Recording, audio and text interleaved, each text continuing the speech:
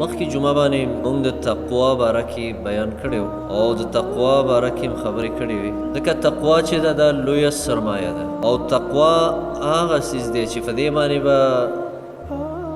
یو مسلمان او یو مؤمن د قیامت په ورځ باندې نجات ویموسي خلاصې به ویموسي ځکه قرآن مجید کې بار بار الله پاک د تقوا حکم هم کړی دی او د متقینو صفات یې بیان کړي دي او د تقوا فواید یې بیان کړي قرآن چې د تقوا فایدې څه دي او تقوا چې ده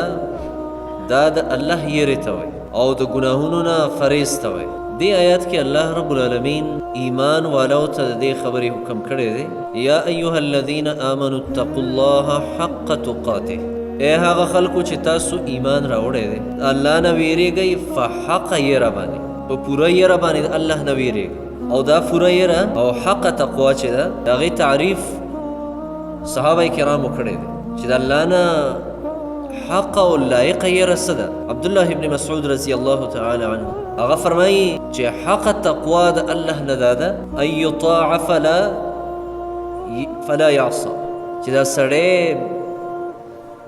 د الله خبره اومني د الله تابعداري وکړي او د الله مخالفت نه ځان وساتي ګناهونو نه ځان وساتي او الله یاد کړي او الله یېرئ نه او د الله شکر ادا کړي